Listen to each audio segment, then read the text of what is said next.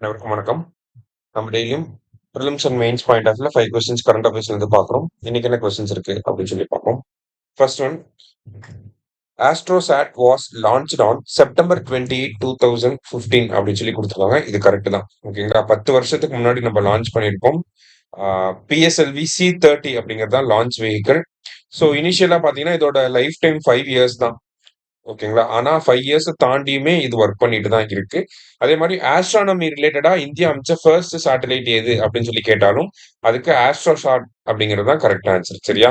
So முக்கியமான ஒரு question நல்லா பார்த்துக்கோங்க. போத் கரெக்ட் அப்படிங்கிறது கரெக்ட் ஆன்சர். அடுத்தது, the term Engels pass refers to அப்படின்னு சொல்லி கேட்டிருக்காங்க. எங்கல்ஸ் பாஸ்னா என்ன அப்படின்னு சொல்லி பார்த்தீங்கன்னா, நமக்கு ஆ ஒரு டெக்னாலஜிக்கல் டெவலப்மெண்ட்னால இண்டஸ்ட்ரியல் அவுட்புட் வந்து நல்லா இருக்கும். ஆனா லிவிங் ஸ்டாண்டர்ட் அப்படியே தான் இருக்கும். ஓகேங்களா? அதுதான் எங்கல்ஸ் பாஸ் அப்படின்னு சொல்லி சொல்லுவாங்க.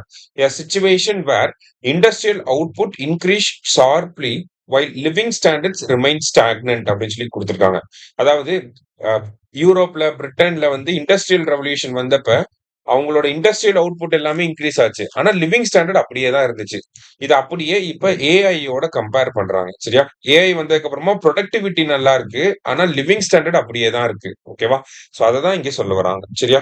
அடுத்தது, choose the correct statements. Pradhan Mantri Kisan Sampada Yojana was launched on August 23, 2017 அப்படின்னு சொல்லி கொடுத்திருக்காங்க. ஃபர்ஸ்ட் ஸ்டேட்மெண்ட் கரெக்ட் தான். ஆகஸ்ட் 23ல தான் லான்ச் பண்ணிருப்பாங்க கிசான் சம்பதா யோஜனா அப்படிங்கிறது. சரியா? அடுத்தது, it is a complete package to build modern infrastructure for the food processing sector அப்படின்னு சொல்லி கொடுத்திருக்காங்க. முக்கியமான வார்த்தை இந்த இடத்துல என்னன்னா, ஆஹ், உணவு பதப்படுத்தும் துறை அப்படின்னு சொல்லி கொடுத்திருக்காங்க இல்லையா? Food processing sector. இந்த துறைக்கான திட்டம் தான் இது. ஓகேவா? அந்த துறைக்காக நவீன உள்கட்டமைப்பை உருவாக்குவதற்கான ஒரு முழுமையான தொகுப்பு அப்படின்னு சொல்லி கொடுத்திருக்காங்க. இன்ஃப்ராஸ்ட்ரக்சர் ஃபெசிலிட்டி டெவலப் பண்ண போறாங்க. யாருக்குன்னா ஃபுட் ப்ராசஸிங் செக்டாருக்கு. சரியா? கண்டிப்பா இதெல்லாம் தெரிஞ்சு வச்சுக்கணும். போத் கரெக்ட் அப்படிங்கிறது தான் கரெக்ட் ஆன்சர். சரியா? அடுத்தது, the two women naval officers Rupa and Dilna completed the Navika Sagar Parikrama 2.0 in how many days அப்படின்னு சொல்லி கேட்டிருக்காங்க.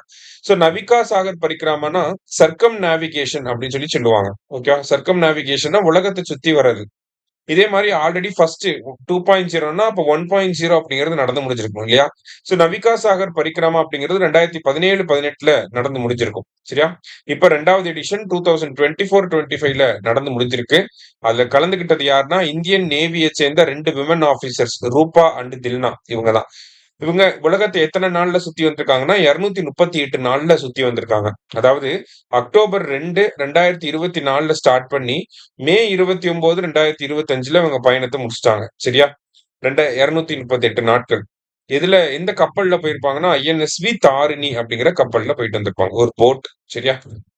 அடுத்தது, 12th world Tamil economic conference will be held in அப்படின்னு சொல்லி கேட்டிருக்காங்க. 12வது உலக தமிழ் பொருளாதார மாநாடு எங்கு நடைபெற உள்ளது அப்படின்னு சொல்லி பாத்தீங்கன்னா, நமக்கு அமெரிக்காவோட கேபிட்டல் வாஷிங்டன்ல நடக்க போகுது. சரியா? இன்னைக்கு 5 கொஸ்டின்ஸ் பார்த்திருக்கோம். தேங்க்யூ.